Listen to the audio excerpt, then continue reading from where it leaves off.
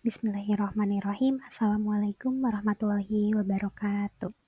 Izin memperkenalkan diri, saya Agustina Pujawati dengan 3 digit NIM terakhir 237 dari kelas F. Di sini saya bertujuan akan memenuhi terkait dari tugas praktikum terpadu mengenai tugas sebelum praktikum pada bagian bab 5 terkait pelayanan kefarmasian. Nah, di sini ada terkait dari pokok pembahasan dari bab 5 itu tersendiri, ada 6 pertanyaan atau materi yang akan saya bahas di sini. Yang pertama itu terkait dari alur atau proses dan formulir terkait pengelolaan sediaan farmasi, alkes, dan BMHP atau bahan medis habis pakai di sarana pelayanan kefarmasian. Yang kedua, mempelajari terkait dari penulisan resep yang benar. Yang ketiga, mempelajari dari cara melakukan pengkajian resep dan formulir yang terkait. Yang keempat, mempelajari terkait masalah obat.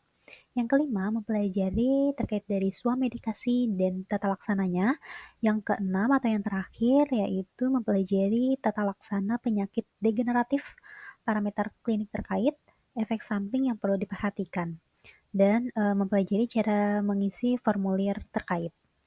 Nah, formulir tersebut bisa dilihat pada petunjuk teknis pelayanan kefarmasian di puskesmas, rumah sakit, dan apotek Direktorat Pelayanan Kefarmasian tahun 2019.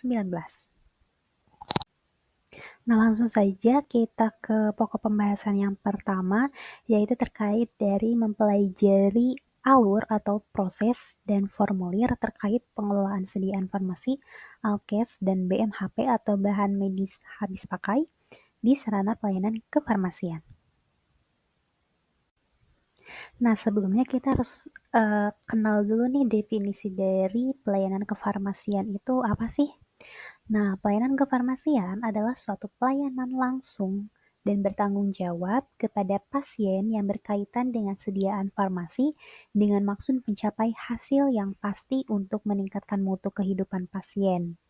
Jadi, pelayanan kefarmasian itu sendiri kita melayani dan bertanggung jawab penuh gitu kepada pasien terkait dari kita memberikan sediaan farmasi, entah itu sediaan obat ataupun yang lainnya, dengan maksud untuk meningkatkan kehidupan pasien yang lebih baik lagi gitu.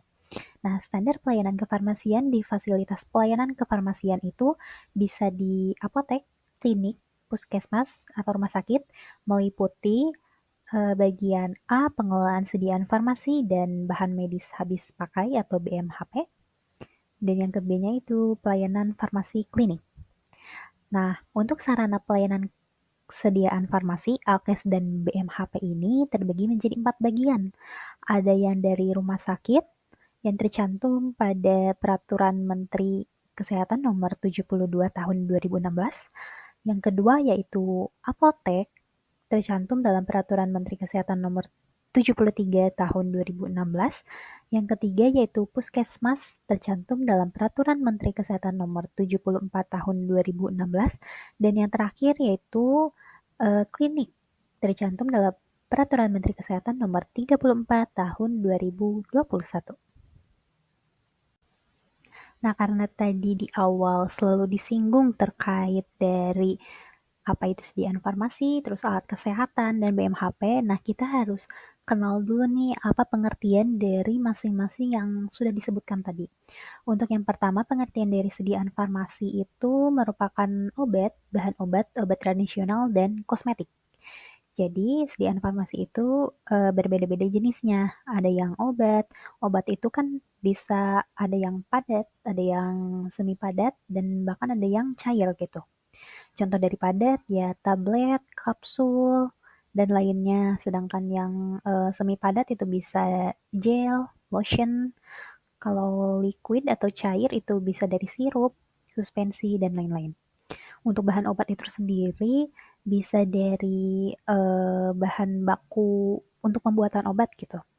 Adapun obat tradisional itu seperti dari tanaman-tanaman herbal gitu ya, tanaman herbal, dan kosmetika yang sering di akhir-akhir ini booming gitu terkait dari sediaan farmasi untuk kosmetika. Untuk pengertian alat kesehatan itu tersendiri yaitu instrumen, aparatus, mesin, dan atau implan yang tidak mengandung obat yang digunakan untuk mencegah, mendiagnosis, menyembuhkan, dan meringankan penyakit, merawat orang sakit, memulihkan kesehatan pada manusia. Itu untuk alat kesehatan. Dan sedangkan BMHP atau bahan medis habis pakai, yaitu alat kesehatan yang ditujukan untuk penggunaan sekali pakai atau single use yang daftar produknya diatur dalam peraturan perundang-undangan. Nah, berikut merupakan pengelolaan sediaan farmasi, alat kesehatan, dan bahan medis habis pakai atau BMHP dari masing-masing unit pelayanan kesehatan gitu. Ada di apotek, puskesmas, rumah sakit, dan klinik yang masing-masingnya tentunya berbeda-beda.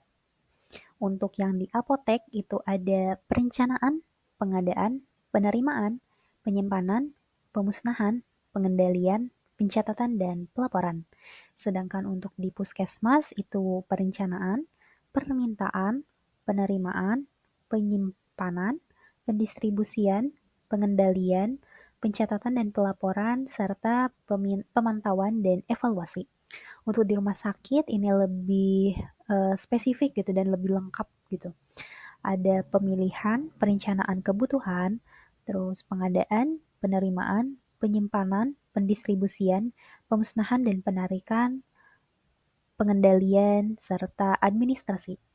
Dan yang terakhir di klinik dengan catatan dengan rawat inap gitu. Ada dari pemilihan, perencanaan, pengadaan, penerimaan, penyimpanan, pendistribusian, pemusnahan, dan penarikan, pengendalian, serta administrasi.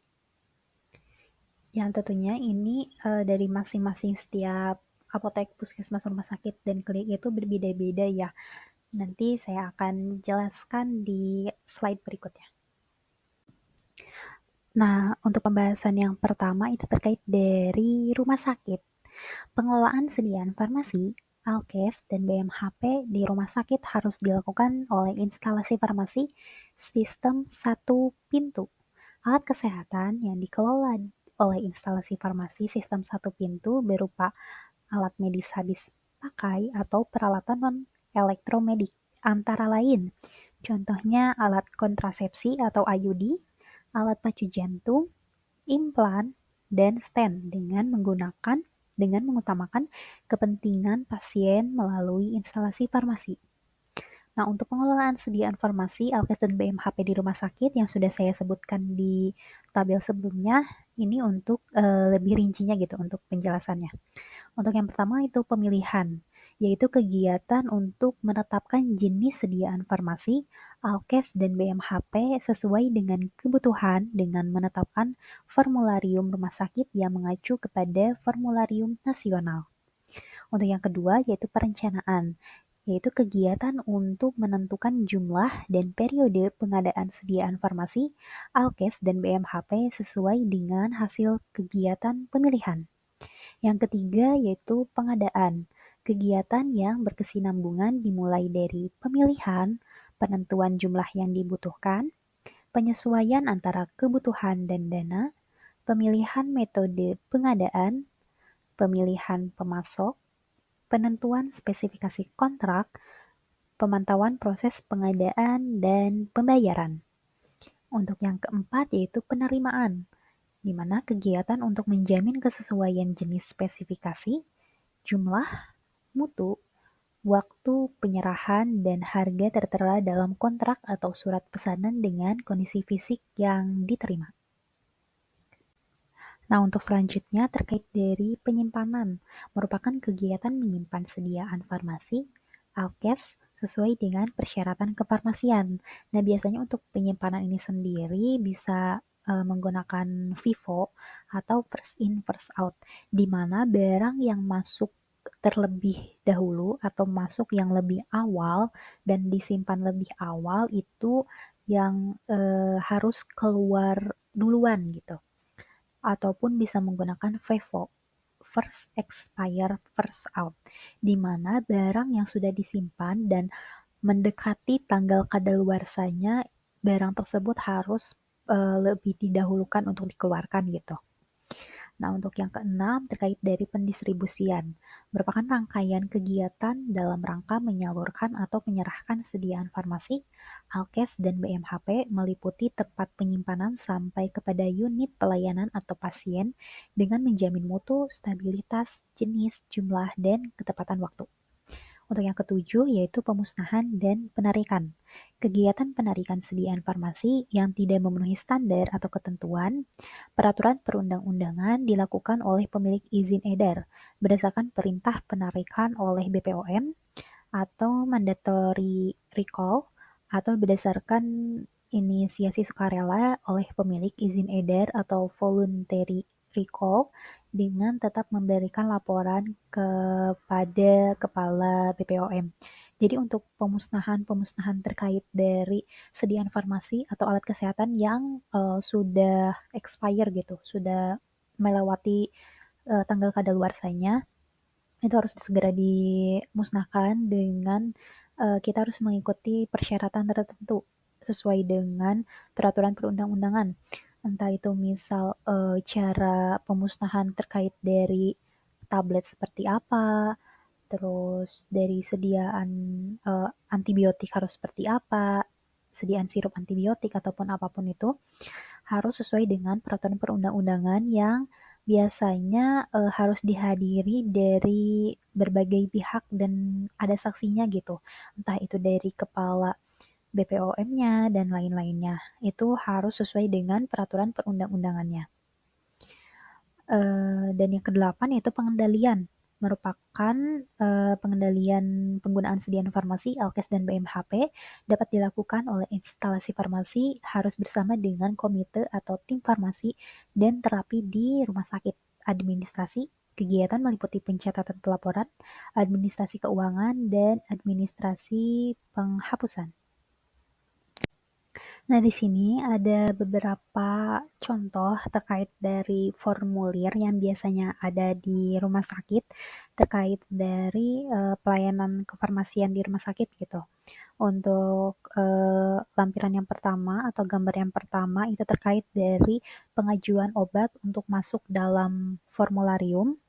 Untuk gambar yang kedua itu terkait dari formulir pengajuan penghapusan obat dalam formularium. Untuk yang ketiga, lampiran ketiga itu terkait dari formulir permintaan khusus obat non-formularium. Dan yang terakhir itu lampiran keempat ada terkait dari formulir serah terima obat atau alkes dari pasien atau UPF lain. Nah, untuk formulir 4 ini nyambung ke contoh gambar yang kelimanya gitu. Nah, untuk selanjutnya juga masih sama terkait dari contoh formulir dari sebelumnya. Untuk yang pertama itu terkait dari formulir rekam pemberian obat atau RPO. Untuk yang keduanya, gambar kedua itu terkait dari formulir rekonsiliasi obat. Untuk yang ketiga itu terkait dari ruangan atau list obat dan alkes atau BMHP yang ada di rumah sakit gitu. Untuk yang keempatnya ada dari kartu stok dan yang terakhir itu terkait dari formulir penggunaan dan pemusnahan narkotika. Jadi segala sesuatu yang akan kita lakukan terkait dari pengelolaan sediaan farmasi gitu tentang pelayanan kefarmasian, entah itu dari sediaan farmasinya, alat kesehatannya atau BMHP-nya itu pasti selalu ada formulirnya gitu. Kita harus menggunakan formulir-formulir tersebut. Untuk contoh-contohnya yang di rumah sakit itu seperti itu. Nah, untuk selanjutnya di apotek. Untuk pengelolaan sediaan farmasi, alkes, dan BMHP di apotek ini meliputi yang pertama, pemilihan. Merupakan kegiatan untuk menetapkan jenis sediaan farmasi, alkes, dan BMHP atau bahan medis habis pakai sesuai dengan kebutuhan, meliputi proses perencanaan, perhitungan kebutuhan, analisa rencana kebutuhan farmasi, revisi daftar sediaan farmasi. Untuk yang kedua yaitu pengadaan, Kegiatan untuk merealisasikan kebutuhan yang telah direncanakan, di mana proses pengadaan di apotek dilaksanakan dengan pembelian berdasarkan surat pemesanan yang ditandatangani apoteker pemegang SIA atau pemegang surat izin apoteker.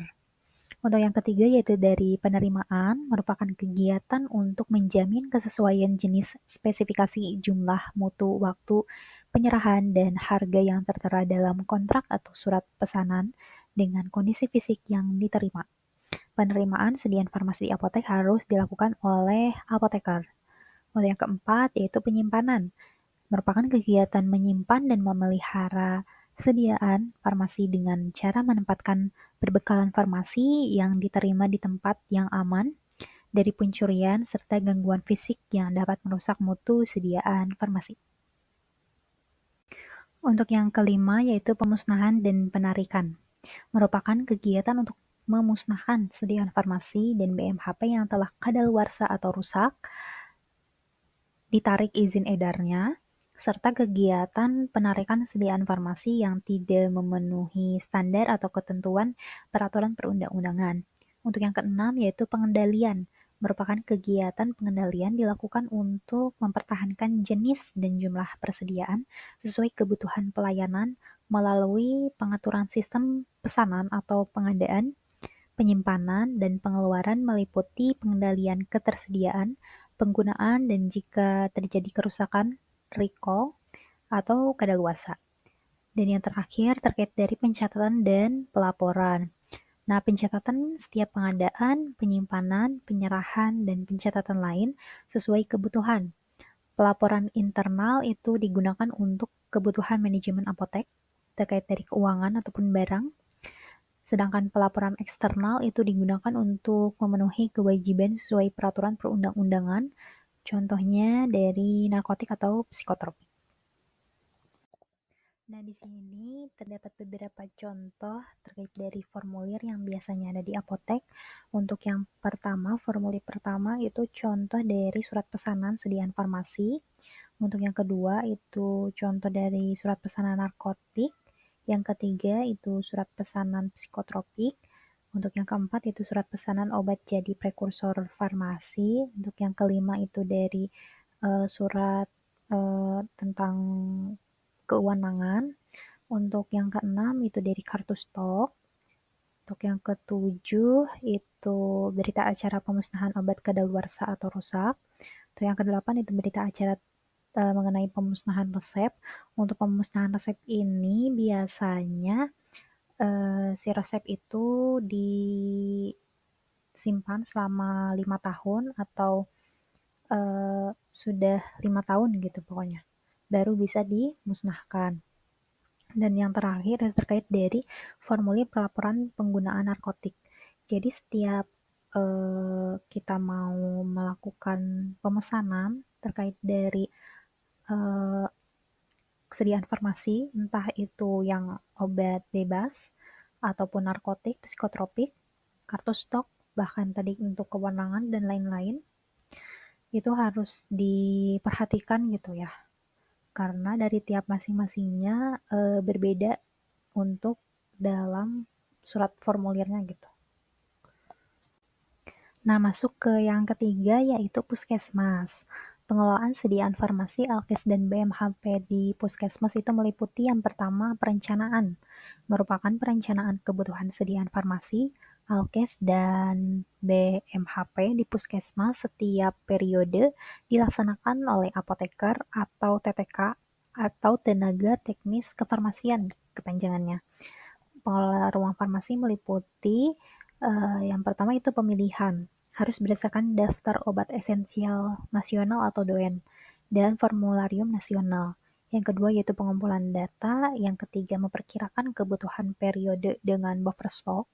Untuk yang keempat itu analisis metode perhitungan stok, dan yang terakhir itu evaluasi perencanaan dan revisi daftar obat. Untuk yang kedua yaitu pengadaan, merupakan kegiatan pengadaan di puskesmas dilakukan dengan dua cara, yaitu melakukan permintaan ke Dinas Kesehatan Kabupaten atau Kota dan pembelian mandiri gitu. Untuk yang ketiga yaitu penerimaan, merupakan kegiatan untuk menjamin kesesuaian jenis, spesifikasi, jumlah, mutu, waktu penyerahan, dan harga yang tertera dalam dokumen penerimaan dengan kondisi fisik yang diterima. Untuk selanjutnya, terkait dari penyimpanan, merupakan kegiatan menyimpan dan memelihara dengan cara menempatkan perbekalan informasi yang diterima di tempat yang aman dan dari pencurian serta gangguan fisik yang dapat merusak mutu sedia informasi. Yang kelima itu pendistribusian, merupakan kegiatan pengeluaran dan penyerahan sedia informasi dan BMHP dari puskesmas induk untuk memenuhi kebutuhan pada jaringan pelayanan puskesmas, yaitu puskesmas pembantu, keliling, dan bidan desa. Untuk yang keenam itu pemusnahan dan penarikan, merupakan kegiatan untuk memusnahkan sedia informasi dan BMHP yang telah kadaluarsa atau rusak, dicabut izin edarnya, serta kegiatan penarikan sedia informasi yang tidak memenuhi standar atau ketentuan peraturan perundang-undangan. Dan yang terakhir dari administrasi merupakan kegiatan meliputi pencatatan pelaporan semua kegiatan pelayanan kefarmasian di puskesmas, serta pelaporan baik itu laporan internal maupun eksternal.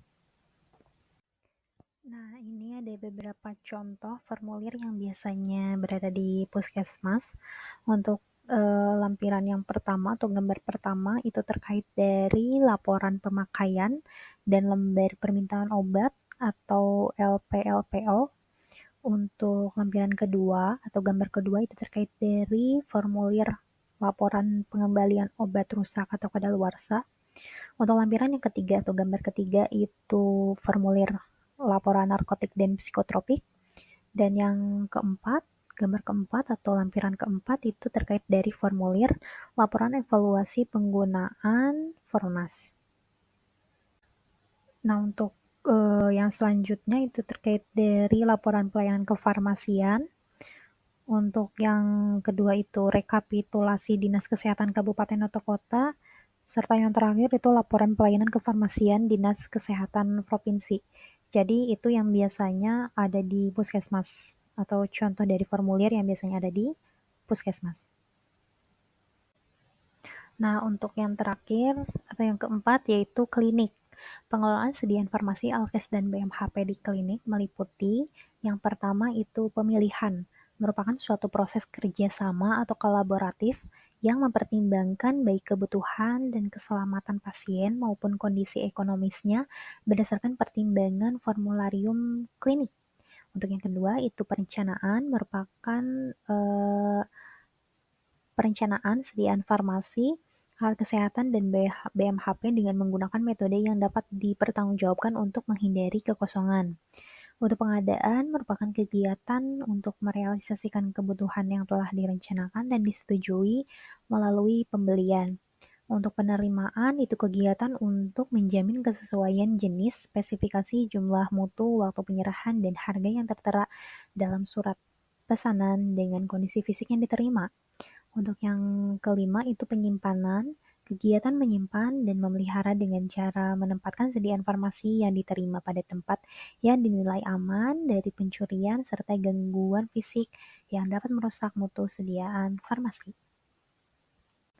Yang keenam itu pendistribusian, merupakan kegiatan menyalurkan sediaan farmasi dan BMHP di klinik untuk pelayanan pasien rawat inap, serta menunjang pelayanan medis dan BMHP.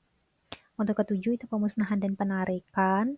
Klinik harus memiliki sistem penanganan obat rusak, tidak memenuhi persyaratan mutu, telah kadaluarsa, tidak memenuhi syarat untuk dipergunakan dalam pelayanan kesehatan, atau dicabut izin edarnya untuk dilakukan pemusnahan atau pengembalian ke distributor sesuai ketentuan yang berlaku. Untuk yang kedelapan itu pengendalian, kegiatan untuk memastikan tercapainya sasaran yang diinginkan sesuai dengan strategi dan program yang telah ditetapkan sehingga tidak terjadi kelebihan dan kekurangan atau kekosongan sediaan farmasi di klinik. Dan untuk yang terakhir itu terkait dari administrasi, merupakan pencatatan yang dilakukan pada setiap proses pengelolaan sediaan farmasi, alat kesehatan, dan BMHP meliputi pengadaan, yaitu surat pesanan dan faktur, penyimpanan atau kartu stok, penyerahan terkait dari nota atau struk penjualan dan pencatatan lainnya yang disesuaikan dengan kebutuhan. Untuk pelaporan terdiri dari, sama seperti sebelumnya, pelaporan internal dan eksternal. Nah, di sini ada 5 contoh terkait dari formulir yang biasanya berada di klinik. Untuk lampiran pertama atau contoh gambar yang pertama itu terkait dari surat pesanan kebutuhan obat. Untuk yang kedua itu surat pesanan sediaan farmasi. Untuk yang ketiga itu surat pesanan narkotik. Untuk yang keempat itu surat pesanan psikotropik. Dan yang terakhir itu dari surat pesanan obat jadi prekursor farmasi. Nah, itu contoh formulir yang biasanya ada di klinik. Nah, untuk pembahasan yang pertama sudah selesai. Sekarang kita masuk ke pokok pembahasan yang kedua terkait dari mempelajari penulisan resep yang benar. Berdasarkan Peraturan Menteri Kesehatan Nomor 72 Tahun 2016, resep merupakan permintaan tertulis dari dokter gigi, kepada apoteker, baik dalam bentuk paper maupun elektronik, untuk menyediakan dan memberikan obat bagi pasien sesuai peraturan yang berlaku. Resep harus ditulis dengan jelas, mudah dibaca, dan memuat informasi nama dan alamat penulis resep, tanggal persepan, nama dan kekuatan obat, dengan singkatan dan satuan yang baku, bentuk sediaan dan jumlahnya, cara pemakaian dan peringatan, nama, umur, dan tanggal lahir pasien, serta alamat juga dicantumkan, kemudian dibubuhi dengan tanda tangan dari dokter. Untuk penulisan resep yang benar harus mengacu pada tatanan atau aturan yang baku sesuai dengan kebijakan rumah sakit yang bertujuan untuk meminimalkan kesalahan dalam pembacaan resep oleh apoteker atau farmasi, dan agar dapat keseragaman pada penulisan resep oleh dokter, maka seluruh dokter harus mengikuti standar penulisan resep yang benar, yang berdasarkan peraturan dari direktur rumah sakit itu tersendiri. Nah, untuk penulisan resep yang benar itu yang pertama, resep ditulis jelas dan lengkap di kop resep, tidak ada keraguan dalam pelayanannya dan pemberian obat kepada pasien. Yang A itu resep hanya boleh ditulis oleh dokter yang mempunyai SIP, dan B itu format resep menggunakan formulir resep. Untuk yang kedua itu satu lembar kop resep hanya untuk satu pasien. Yang ketiga, signatura, ditulis dalam singkatan Latin dengan jelas. Jumlah takaran sendok dengan signa bila genap ditulis angka Romawi, tetapi angka pecahan ditulis Arabik. Yang keempat itu menulis jumlah wadah atau numero selalu genap. Walaupun kita butuh 1,5 botol, harus digenapkan menjadi FLS 2. Yang kelima itu setelah signatura harus diparaf atau ditandatangani oleh dokter bersangkutan menunjukkan keabsahan dari resep tersebut terjamin. Untuk yang keenam, itu jumlah obat yang dibutuhkan ditulis dalam angka Romawi, hindari penulisan angka desimal, penulisan jumlah atau kadar obat yang ditulis dalam bentuk sistem metrik mengikuti satuan. Yang ketujuh, nama pasien, nama ibu kandung, dan nomor MR harus jelas. Untuk yang kedelapan, khusus untuk peresepan obat narkotik harus ditandatangani oleh dokter bersangkutan, mencantumkan nomor SIP dokter, penulis resep, dan alamat pasien serta resep tidak boleh diulangi tanpa resep dokter. Untuk yang kesembilan itu tidak menyingkat nama obat dengan singkatan yang tidak umum atau singkatan sendiri yang dibuat sendiri gitu, karena menghindar material oriented. Untuk yang ke-10, penulisan kekuatan obat dalam sediaan obat jadi, baik itu generik atau paten, yang beredar di pasaran dengan beberapa kekuatan, maka kekuatan yang diminta harus ditulis. Untuk yang ke-11 itu hindari tulisan sulit dibaca, hal ini dapat mempersulit pelayanan, jadi menghambat gitu jadi lebih lama. Untuk yang ke-12, setiap selesai menuliskan resep diberi tanda penutup berupa garis penutup untuk 1 R garis miring atau tanda pemisah di antara garis miring untuk lebih dari 2 resep gitu. Dan paraf atau tanda tangan pada setiap resep. Resep merupakan medical record dokter dalam praktik dan bukti pemberian obat kepada pasien yang diketahui oleh farmasi di apotek, dan kerahasiaannya itu tentu harus dijaga. Nah, di sini ada contoh terkait dari resep di puskesmas gitu. Bisa dilihat dari alamat, dari tanggalnya, terus dari kelengkapan resepnya juga gitu. Bisa dibaca saja oleh teman-teman semua. Ini contoh untuk di puskesmas. Sedangkan yang ini contoh penulisan resep yang benar di rumah sakit gitu. Bisa dilihat dari contoh resepnya dan bisa dibaca dari kelengkapan resepnya untuk di rumah sakit. Lanjut ke pokok pembahasan yang ketiga terkait dari mempelajari cara melakukan pengkajian resep dan formulir yang terkait. Untuk tahap pelaksanaan pengkajian resep, screening resep atau biasa dikenal dengan pengkajian resep merupakan kegiatan apoteker untuk mengkaji sebuah resep yang meliputi pengkajian administrasi farmaseutik dan klinis sebelum resep diracik. Tujuannya tentunya untuk menjamin keamanan atau safety dan kemanjuran atau efikasi dari obat dalam resep ketika digunakan pasien serta memaksimalkan tujuan terapi. Untuk yang pertama itu persiapan dari pelaksanaan. Untuk yang kedua itu pelaksanaan pengkajian, yaitu terkait dari terima resep elektronik atau resep manual yang diserahkan ke bagian farmasi. Yang kedua itu periksa kelengkapan administratif. Yang ketiga yaitu lakukan pengkajian resep dengan menceklis form verifikasi resep di belakang resep manual sesuai dengan kertas kerja. Untuk yang keempat itu berikan tanda checklist pada kolom ya atau tidak sesuai dengan hasil pengkajian. Untuk yang kelima, jika ada hal yang perlu dikonfirmasi, tinggal menghubungi terkait dari dokter yang menulis resepnya. Yang keenam itu memberikan garis merah untuk golongan narkotik dan garis biru untuk golongan psikotropik. Untuk yang ketujuh, diinformasikan dan minta persetujuan tentang harga resep pada pasien beli secara tunai. Dan yang kedelapan itu setelah melakukan pengkajian, siapkan obat sesuai resep, membuat laporan pengkajian resep setiap bulan.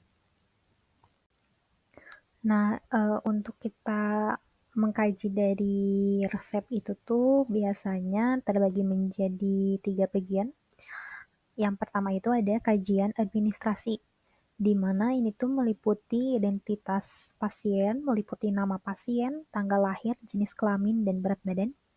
Yang kedua itu nama dokter, nomor surat izin praktik atau SIP, alamat, nomor telepon, dan paraf. Dan yang terakhir itu tanggal penulisan resep. Nah, di sini bisa dilihat di gambar terkait dari persyaratan administratif, ada nama dokternya, SIP-nya, alamat dokter, tanggal penulisan resep, tanda tangan atau paraf penulis resep, nama, alamat, umur, berat badan, dan jenis kelamin pasien, nama obat, potensi, dosis, jumlah yang diminta, dan cara pemakaian yang jelas. Di sini juga ada tabel atau yang kosongnya gitu ya, tabel kosongnya. Jadi kita tinggal disesuaikan saja dengan resep yang kita terima, kemudian dikaji dan disesuaikan dari kajian administrasinya. Jika ada biasanya di checklist gitu, jika tidak ada biasanya disilang. Dan untuk catatannya, jika ditemukan adanya ketidaksesuaian dari hasil pengkajian, maka apoteker harus mengkomunikasikannya kepada dokter penulis resep dan mencatat hasilnya. Nah, contoh misal kita mendapatkan suatu resep dari pasien, di situ tidak ada terkait dari dosis obatnya misalkan. Nah, kita harus tinggal hubungi saja kepada dokter yang menuliskan resep tersebut.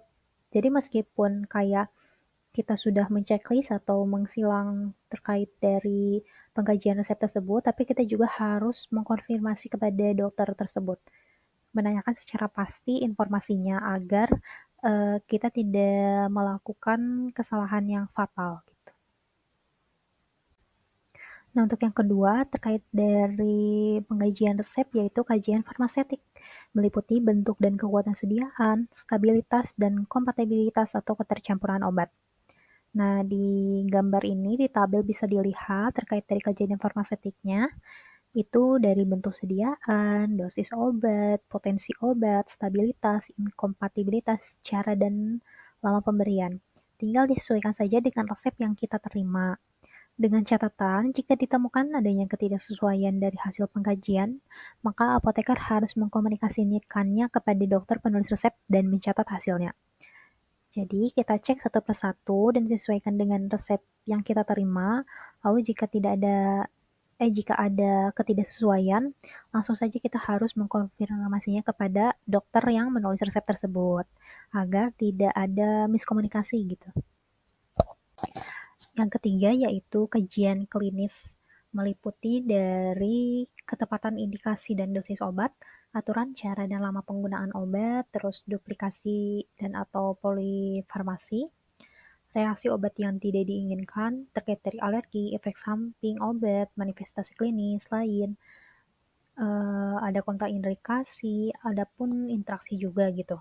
Nah, di sini di tabel bisa dilihat terkait dari kajian klinisnya, adanya alergi atau tidak, efek samping setelah mengkonsumsi obat itu apa, terus interaksi obatnya ada atau tidak, dan kesesuaian antara dosis, durasi, jumlah obat, dan lain-lain.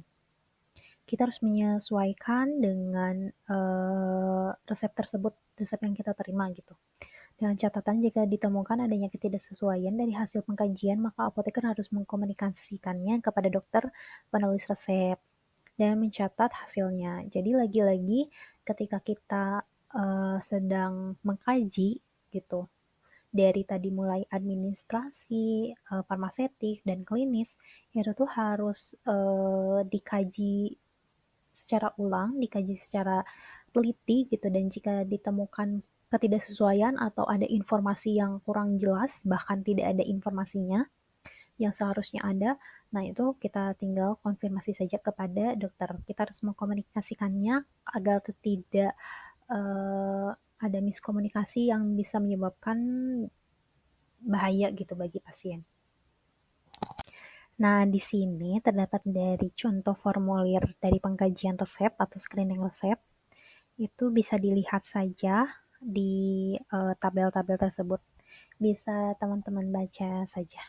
Nanti disesuaikan dengan resep yang kita dapat dan jika ada ketidaksesuaian maka harus dikonfirmasikan kepada dokter yang menuliskan resepnya. Nah, lanjut ke pokok pembahasan yang keempat terkait dari mempelajari masalah terkait obat. Nah, di sini ada yang namanya DRP atau Drug Related Problem, di mana masalah atau kejadian yang tidak diinginkan dialami pasien yang melibatkan atau diduga melibatkan terapi obat dan dapat mengganggu pencapaian hasil terapi yang optimal. Pharmaceutical Care Network Europe atau PCNA mendefinisikan DRP sebagai kejadian atau keadaan yang melibatkan terapi obat yang secara aktual atau potensial mengganggu hasil kesehatan yang diinginkan. Nah, di sini ada tabel terkait dari jenis DRP itu tersendiri dan penjelasannya gitu. Saya izin mendekat dulu ya ke kamera karena di sini tidak terlihat, sangat kecil gitu tabelnya.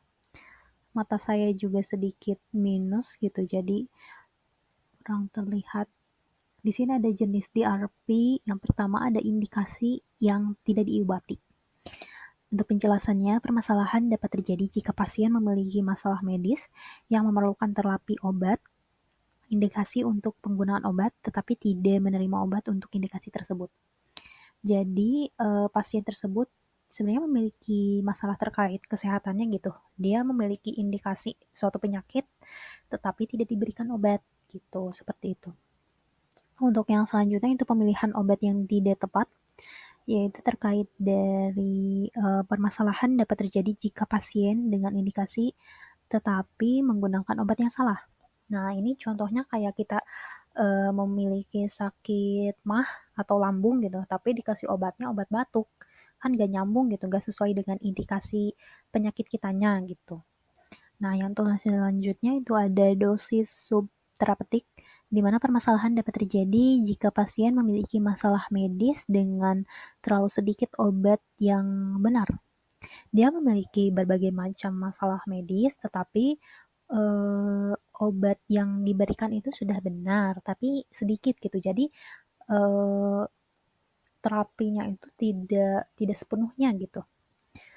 Yang selanjutnya ada gagal menerima obat. Permasalahan dapat terjadi jika pasien memiliki masalah medis yang merupakan akibat dari tidak menerima obat-obatan.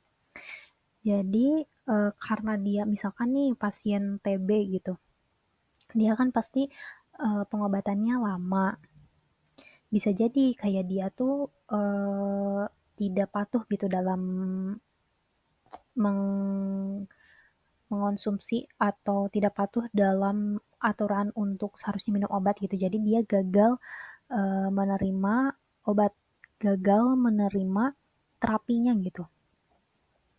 Yang selanjutnya ada overdosis, yaitu permasalahan terjadi jika pasien memiliki masalah medis, yaitu mendapatkan perawatan dengan terlalu banyak menerima dosis obat, sehingga menjadi toksisitas.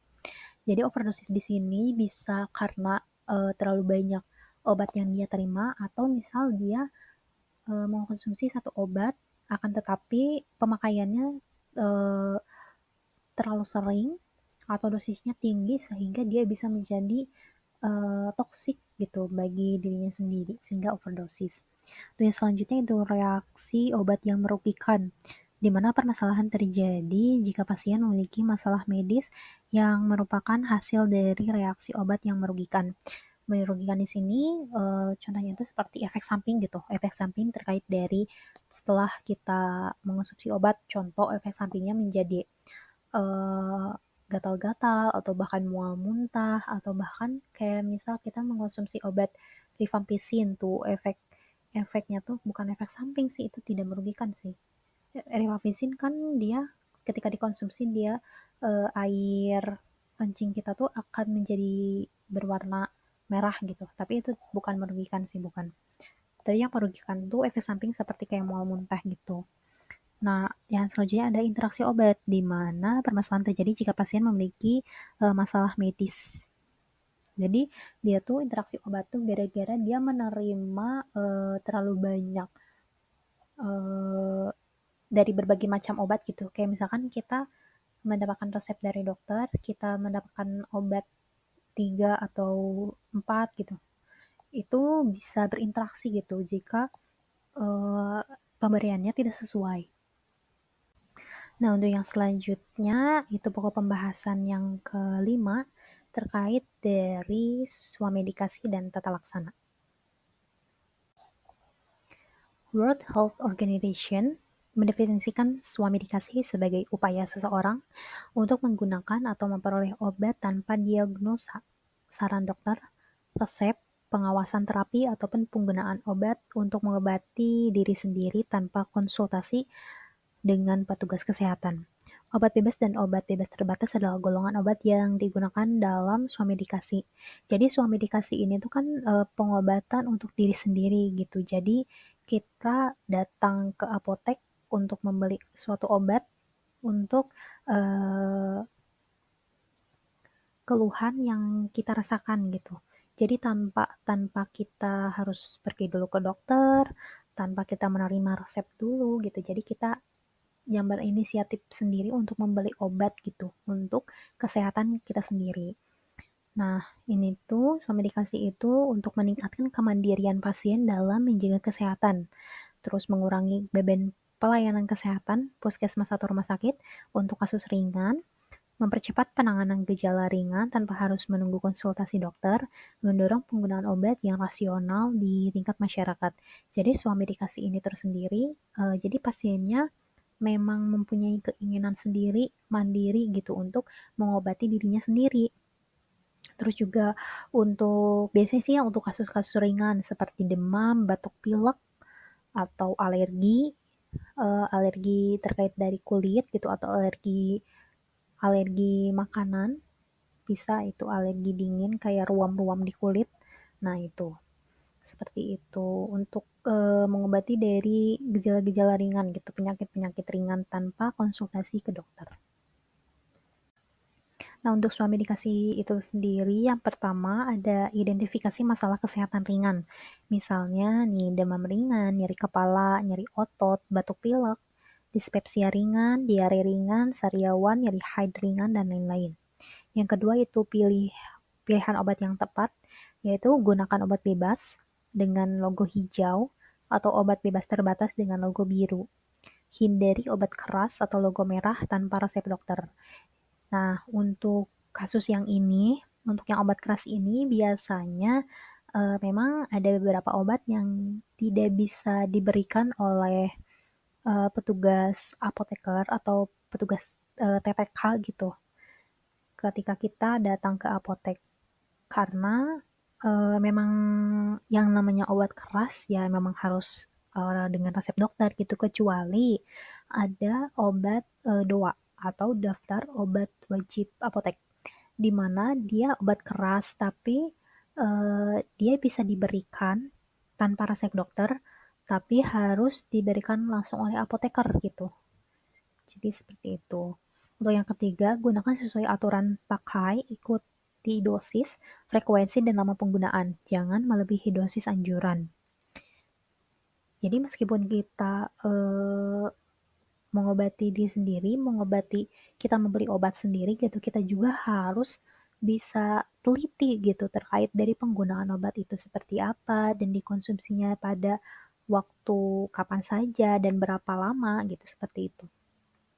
Dan biasanya suami dikasih ini tuh uh, hanya 3 hari gitu untuk mengobati gejalanya.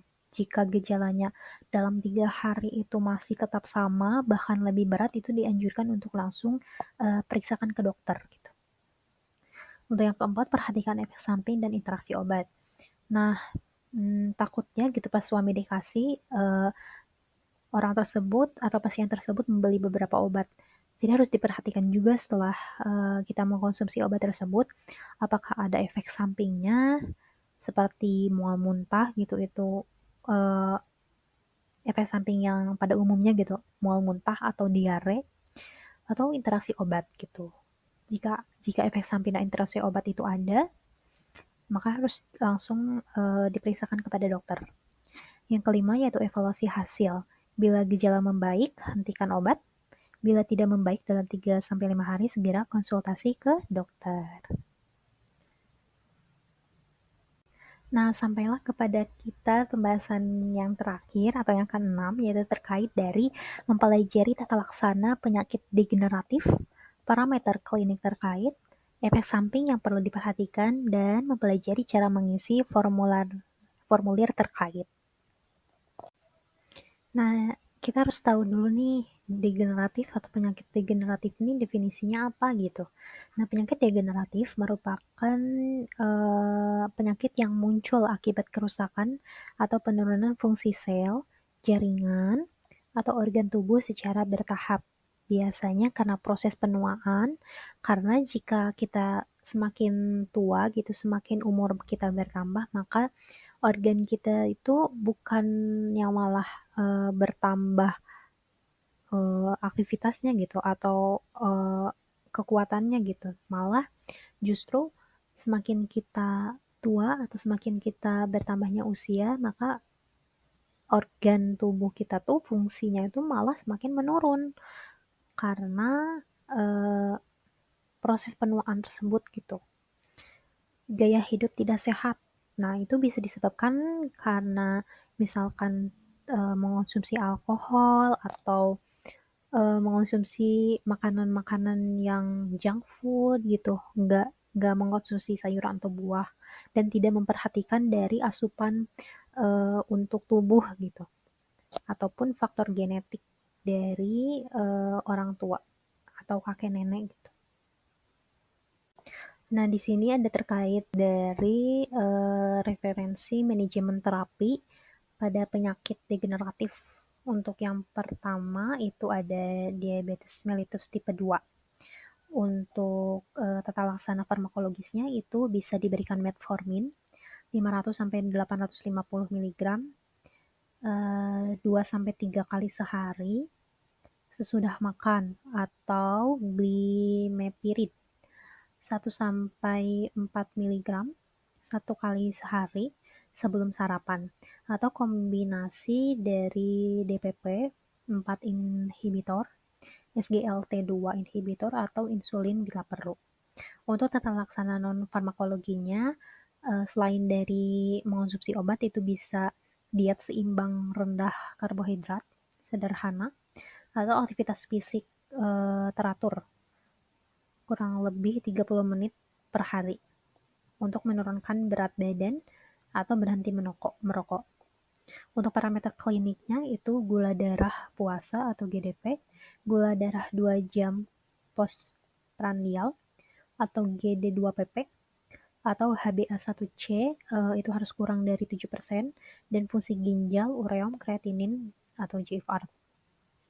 Untuk efek samping utamanya itu dari metformin itu gangguan gastrointestinal, asidosis, laktat biasanya sih jarang gitu. Glimepirid itu hipoglikemia, peningkatan berat badan, SGLT2 inhibitor itu infeksi saluran kemih atau genital. Untuk monitoring terapinya itu pemeriksaan gula darah harian, GDP, GD2PP, HbA1c tiap 3 bulan, fungsi ginjal dan hati tiap 6 bulan, dan evaluasi gejala hipoglikemia. Nah, di sini ada beberapa kan untuk penyakit diabetes mellitus, hipertensi, dislipidemia. Jadi untuk teman-teman bisa dibaca saja terkait dari referensi terapi untuk penyakit degeneratif gitu. Nah, di sini ada juga terapi untuk penyakit degeneratif gout atau asam urat ataupun osteoartritis. Dari teman-teman bisa dibaca saja gitu terkait dari terapi untuk farmakologisnya apa, terus dari dosisnya, dari pemakaiannya bagaimana, terus dari terapi untuk non-farmakologisnya, terus parameter dari klinis, efek sampingnya, bahkan monitoringnya seperti apa gitu. Bisa dibaca secara teliti gitu. Nah, selain itu juga ada yang namanya MESO atau monitoring efek samping obat, di mana kegiatan ini dilakukan untuk mendeteksi secara dini reaksi obat yang merugikan atau adverse drug reaction atau ADR, menilai dari tingkat keparahannya dan mengambil tindakan yang tepat agar pasien tetap aman dan terapinya efektif gitu.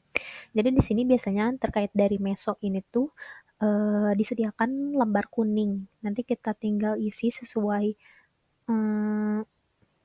pertanyaannya gitu. Nanti di situ juga ada nilai-nilainya, entah itu dia termasuk ke dalam rendah, sedang, atau tinggi kayak gitu. Tinggal disesuaikan saja dengan tabel dan pertanyaan-pertanyaannya. Seperti itu untuk kita tahu nih pasien tersebut tuh mendekati ke efek merugikannya atau tidak gitu, mendeteksi secara dini atau secara awal gitu reaksi dari obat yang diberikan itu akan terjadi efek samping nggak sih gitu, atau tingkat keparahan dari efek samping tersebut ada nggak sih gitu. Jadi kita bisa mengambil tindakan yang tepat gitu sebelum semua terjadi terlalu jauh gitu. Nah, sampailah kita pada penghujung video ini. Sekian dari tugas sebelum praktikum atau TSP dari praktikum terpadu pada bab 5 terkait dari pelayanan kefarmasian. Terima kasih untuk teman-teman semua yang sudah mendengarkan sampai akhir video ini, dan mohon maaf saya jika ada tutur kata atau kata-kata dari penjelasan saya yang kurang bisa dipahami, atau bahkan ada kekeliruan dari saya untuk menyampaikan materi, mohon dimaafkan, dan apabila berkenan boleh di komentar saja yang benarnya seperti apa, karena di sini juga saya masih dalam proses belajar gitu. Jadi belum bisa sepenuhnya benar. Terima kasih atas kesempatannya. Wabillahi taufiq wal hidayah. Wassalamualaikum warahmatullahi wabarakatuh.